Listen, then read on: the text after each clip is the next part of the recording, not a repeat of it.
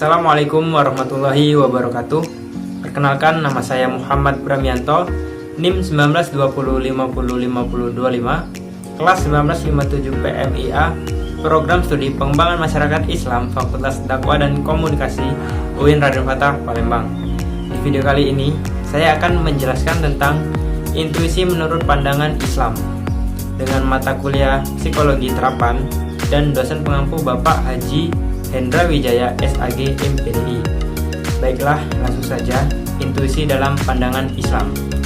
Dalam Islam, intuisi menjadi salah satu sumber kebenaran sebagaimana rasio dan empiris. Bahkan, kebenaran melalui intuisi ini dianggap lebih tinggi kedudukannya. Kebenaran yang dicapai melalui intuisi dalam dunia tasawuf, metodenya memang tidak bisa dibuktikan secara rasional dan empiris. Akan tetapi, hasil dari kebenaran intuisi sendiri ternyata dapat dibuktikan secara rasional sekaligus empiris. Artinya, banyak orang yang memperoleh pengetahuan yang mendalam secara intuitif yang kemudian terbukti benar. Oleh karena itu, Bergson mengatakan bahwa intuisi sebenarnya bersifat intelektual dan sekaligus supra-intelektual, di mana pengetahuan supra-intelektual tersebut akan dapat mencapai pengetahuan dan kesadaran diri pada hal-hal yang paling vital, elan vital. Bagi Maslow, intuisi ini merupakan pengalaman puncak atau peak experience. Sedangkan bagi Nietzsche, intuisi merupakan inteligensi yang paling tinggi. Selanjutnya, intuisi menurut Muhammad Abid Al-Jabiri. Menurut Muhammad Abid Al-Jabiri, pemikiran Islam pada masa awal perkembangan filsafat masih berupaya untuk menyandingkan posisi iman dan akal. Sebab pada waktu itu, kebenaran hakiki yang dipegang oleh umat Islam adalah wahyu. Kemudian setelah pendewaan, kemudian muncullah sebuah pemikiran yang mengkritisi tradisi berpikir tersebut yang akhirnya memunculkan sebuah tradisi berpikir baru yang bersifat asketik dan zuhud yang dipelopori oleh Ghazali. Pasca Ghazali inilah tradisi pemikiran Islam berubah dengan drastis. Pada masa ini, orang benar-benar apatis terhadap pengetahuan filsafat.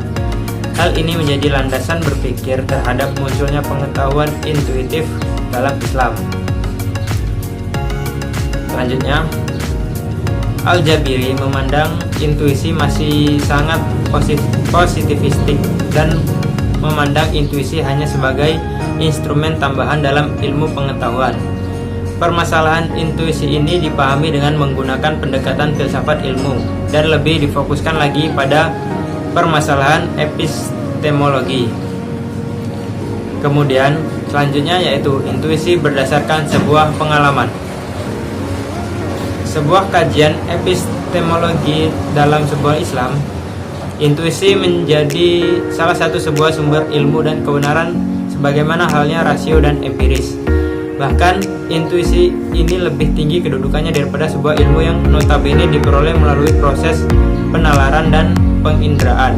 Artinya, banyak orang yang memperoleh pengetahuan yang mendalam secara intuitif yang kemudian terbukti benar.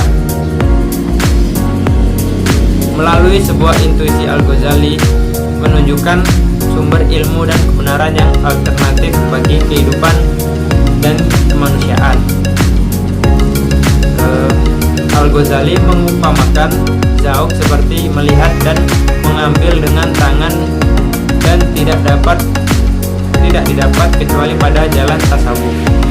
Barang siapa yang tidak dikaruniai zauk, maka dia tidak akan memahami hakikat kenabian, yakni suatu tahapan dengan terbentuknya mata yang mempunyai cahaya atau nur yang mampu menembus hal gaib dan perkara-perkara yang tidak terjangkau akal.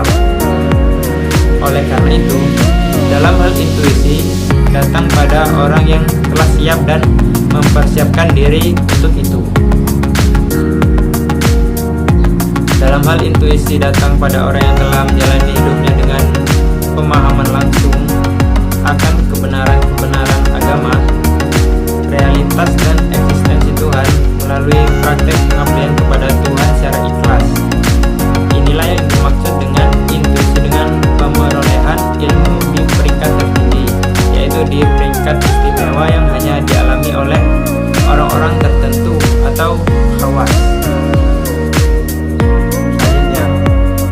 Pengetahuan intuitif diyakini sebagai pengetahuan batin terutama tentang Tuhan.